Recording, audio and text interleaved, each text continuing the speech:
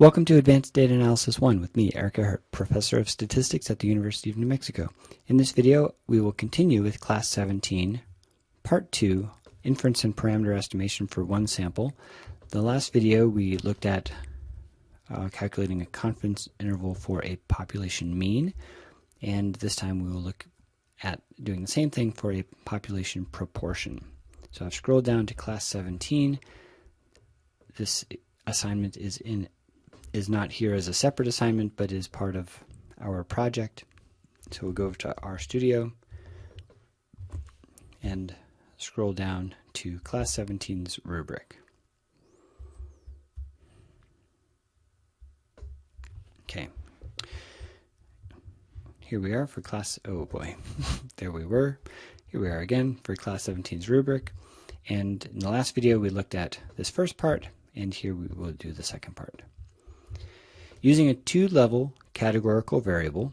Now keep in mind you can always create a two-level categorical variable from another variable, right? If it's numeric, you could make two levels just by breaking apart the range of the data.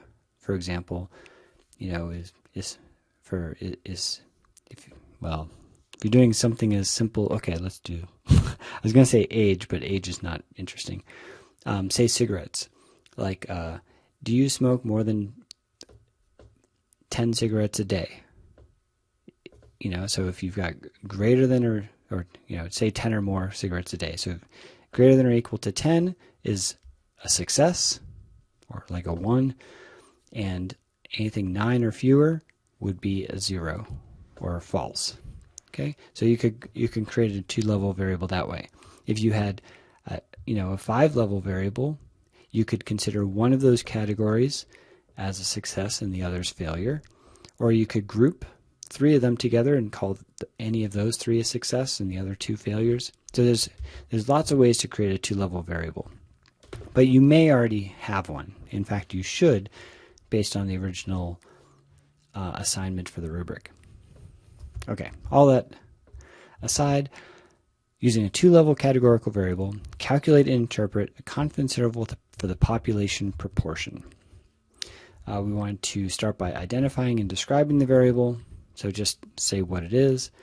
Use the binom test function from the stat package. I believe it's from the stat library, to calculate the proportion, the sample proportion, and the confidence interval. Interpret the confidence interval, and then use some code to create a plot. I just want to, down here in the console, look at the binom test. The binom test is probably, it's fine. It's actually always the best one to use, but we could also use prop test, which is easier for the computer to calculate, and with large sample sizes such as ours, where we have thousands of observations, these two functions are going to give us, or these two ways of calculating the confidence interval are going to give us the same results. All right, so let's go find an example. So go to the website. I'm going to page up to above the timetable, and I'm going to look at a previous year's assignment to get an idea of where to start. And I'm going to page down a little bit to the statistical methods, down to inference. Here we go for the proportion. Categorical variable confidence interval for proportion P.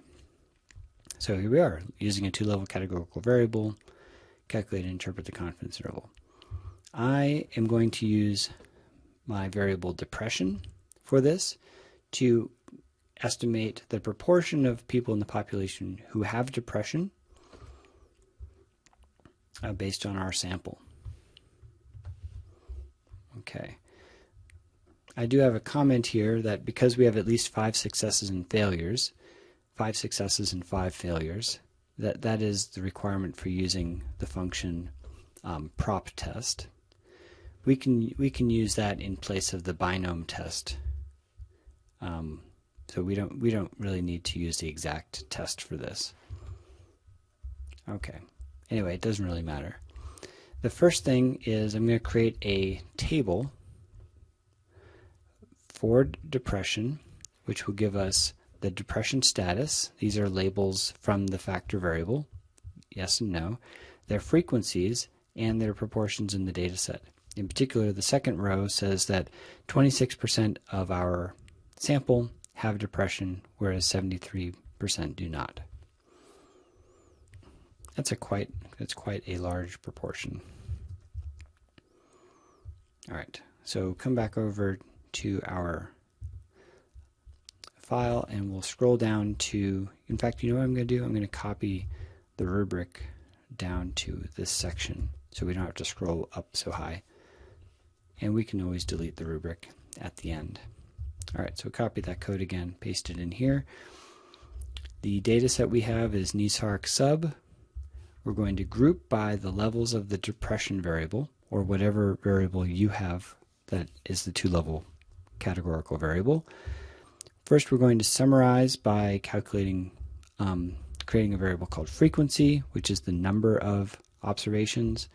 We're then also going to calculate a column called proportion, where we do the frequency of that category divided by the sum of all the other categories, and then we're going to ungroup it. And this is a table depression in long format. The long part is not very important here. I believe, let me check my environment, in a previous assignment, or in the previous video, I'd already run all the code down, but if I had not, I would need to run all the code chunks above to make sure that the environment has the variables we need. So let's run this code chunk. It ran just fine, no errors. And in this sample, my results here are different than the previous year because in the previous year I subsetted to only young adults, which I think I took as people 25 years and younger. This now includes everyone in the data set, and so I've got 18% have depression in our sample. All right, so I guess we're sort of going out of order a little bit.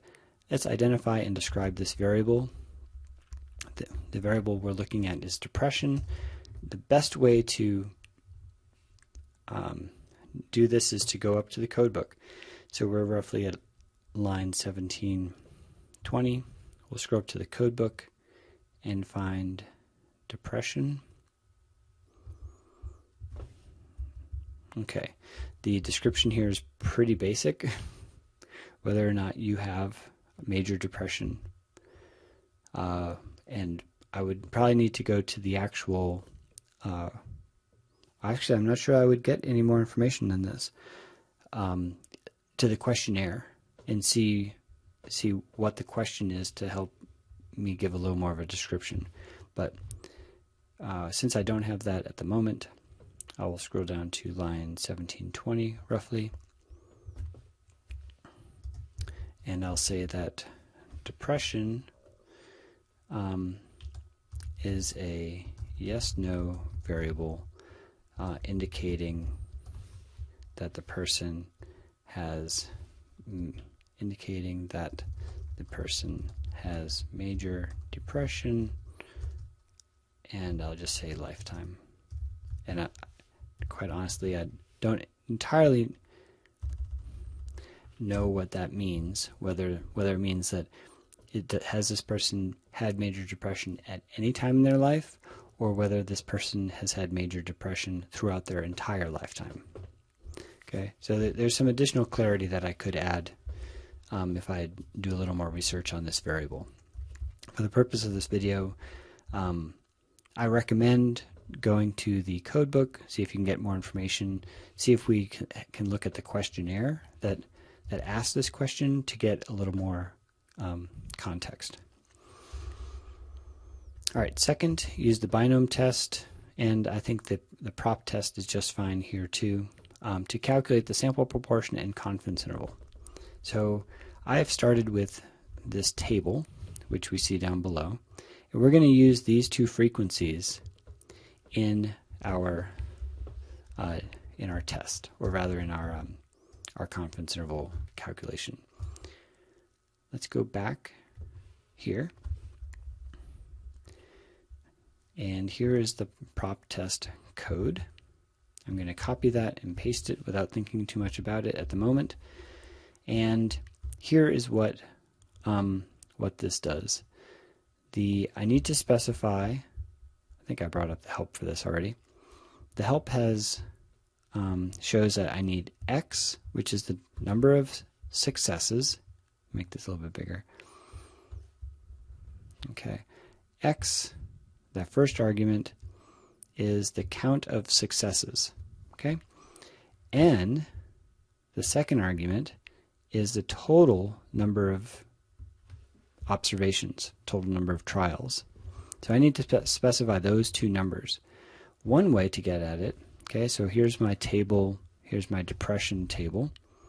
If I filter it where the depression column, right, so filter selects rows. If I filter but when depression equals yes depression, I'm going to get this row. Okay, so let's just do that part. I'm going to highlight this and press Control Enter, and now I just have the yes depression. Then, which column do I want? I want the frequency column. And so then you can pull the frequency column just. So let's highlight all of that and press Enter. And the pull, grab that number. It would actually grab a whole vector if there were more numbers, more rows than that. But it treats it as a number, as a single number, and that's exactly what we want. The second part, how do we get, so that's the number of successes, X. How do we get the total number? Well, if we look at just the frequency column, that's those two numbers. And if we add them together, sum, then we have 43,000. So that's our total number. The last part, and it looks like there isn't really a requirement to specify confidence level equals 0.95, but it would give us a way to change what the confidence level was. So let's run this and look at the results. P summary, P for proportion, and summary, because it's a summary. It describes what the data is. This null probability has to do with hypothesis tests. We don't care about that. These next two rows also have to do with hypothesis testing. We don't care about those. The next two rows are the confidence interval. That's what we care about. It goes from 0.178 up to 0.185. That is very narrow. It's because we have such a large sample. And our estimate for P is 18%. That should be the same as what we saw earlier when we calculated ourselves, 18.2%. 18.2%. Perfect. So now we just need to, okay, let's take a quick look at the rubric.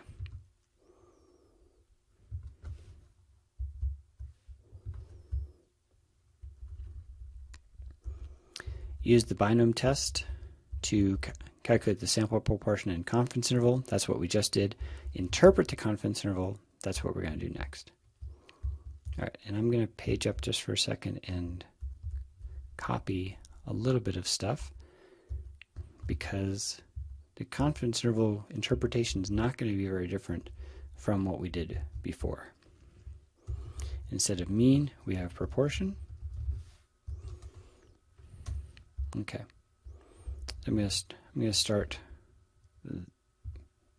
with that as a baseline. Here's our confidence interval, and we're looking at depression. The proportion of people who are depressed, or maybe I'll say who have depression, that way I can use my variable name in the sentence. Proportion of people who have depression is, and then we can put in the number. So we've got this P summary, I should call it the same as I did before, T result and P summary. Oh, the names of P summary are those. They're very much like what we had for the t-test. And so the P summary $estimate should be the estimated value of the proportion, and it is 0.182. So we have P summary estimate to 3 significant places. If I highlight all that and run it, great. Sorry, I just want to make this wider.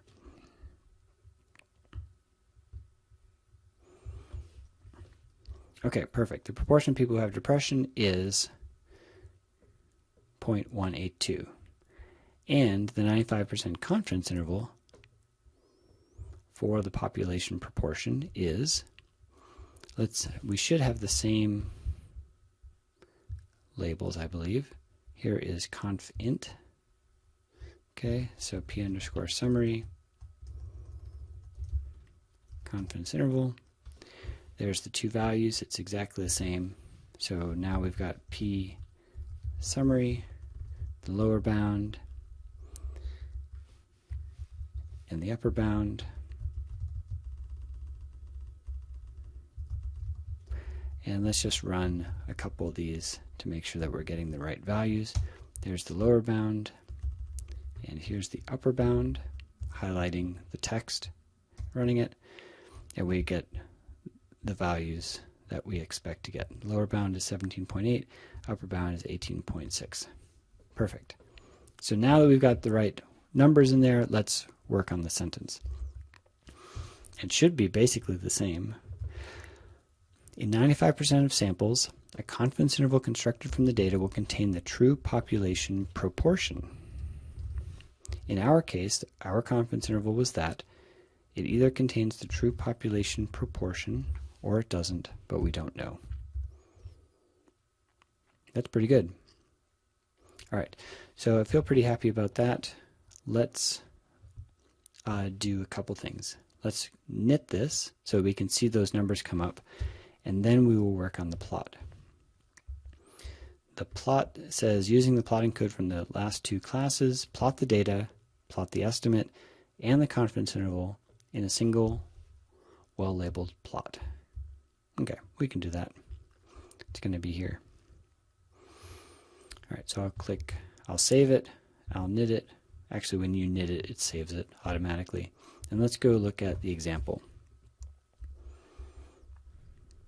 Okay, so I've got a comment here about the plot. Note how to add error bars using geom error bar. First, determine the confidence interval bounds from the prop test, and we just talked about that right here. Then set those as the limits for the geom object error bar. So you just keep scrolling down. Here is my plot. Okay, and I've noticed I've turned it sideways just for to take a little less vertical space and to show you that it's easy to do. Here I've got the proportions from 0 to 1 on the x-axis now. On the y-axis we have yes depression, that category, and our observed frequency is actually lower in our data set than here. But let's just grab this data and we'll discuss how it works.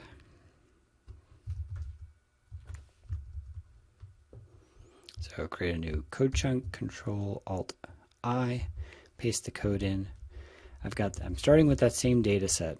Okay, so the data here needs to include, I'm just using the data based on depression. Yes, because I just want, okay. So let's take a look at the data that I'm inputting. All right, I'm putting in this one row of data, okay? And that's really because I just want to grab this proportion number. When you plot categorical data, there's a few ways to do it, and one simple way is to just put in the proportions that you've pre-calculated. So the labels that I need on the x-axis, okay, so I'm going to make a quick comment here. So notice that I've turned this plot on its side. That is in this last statement, coord flip. I flipped the coordinates. So this y-axis used to be the x-axis, and this x-axis used to be the y-axis. So those labels, x equals depression, that's the y-axis, but it's on the x-axis originally, because it isn't until the end that I flip it. And then the y variable is the numeric variable having to do with proportion. It's my experience, though I'm not going to try it right now, that if you try to swap these at this moment, that the plotting doesn't work. That you need the categorical variable on the x-axis, the numeric variable on the y-axis. That will make the bar plot and the error bars work. And if you want to flip the axes later, you can do that. All right. So with all that sort of in there, in fact, let's remove the coordinate flip just to begin, and then I'll show you why it might be a little easier to read. All right, so the x variable is going to be depression, y-axis is proportion. I draw a couple horizontal lines at 0 and at 1, just to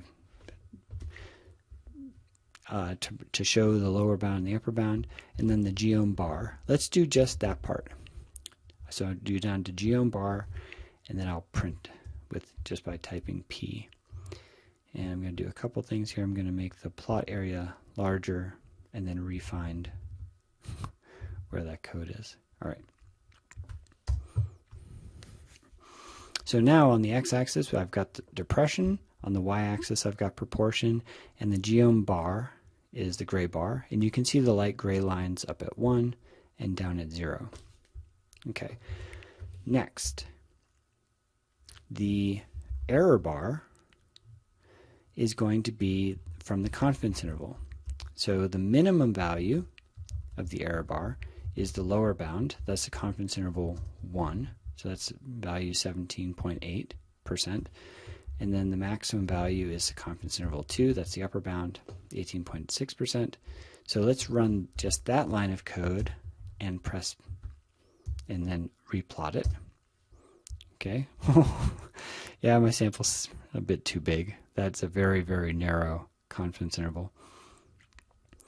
I can scale the y-axis to go from 0 to 1. In this case, I wonder if it would be better to actually go to, say, 0.025. That way I've got a little more space to actually see the interval. In fact, maybe just up to 0.2. Right? So if you have such a narrow confidence interval, it's nice to maybe zoom in a bit. While I don't love it, we could start the lower bound not at 0. Let's do one more thing. You know what? This confidence interval is so narrow that I'm sort of hating this plot, this bar plot version. Let's instead, okay, sort of on the fly, let's do geom point, which will plot just a number. I'm going to remove the option down in here and just see what we get if we plot a point. Okay, so there's my mean, or excuse me, my estimated proportion, and then the confidence interval. So that's a bit better. What happens if I remove the y continuous labels or limits, and okay, it goes from 0 to 1 because I put in these horizontal lines. All right, let's zoom in ourselves. We know that it goes from 17 to 18. Let's just zoom way in. Okay, if we zoom way in, I feel pretty happy keeping the proportion on the y-axis. And the only thing here is that we probably don't need a very wide plot because we're just wasting a lot of space. I will show you what happens if you flip the coordinates. Okay, so now depression's on the y-axis and x, or the proportion is on the x-axis. I think either way is just fine. The only thing I would change here is I'd maybe make the color red, and you make the size equal, something sort of big. I think in later plots I often make the mean a diamond, because a diamond has sharp corners and it's easier to identify the actual middle of that. But this is good enough for now. Well, you know what? Let me go on a short tangent. I'm going to search for R plot symbols, and yeah, this is pretty good.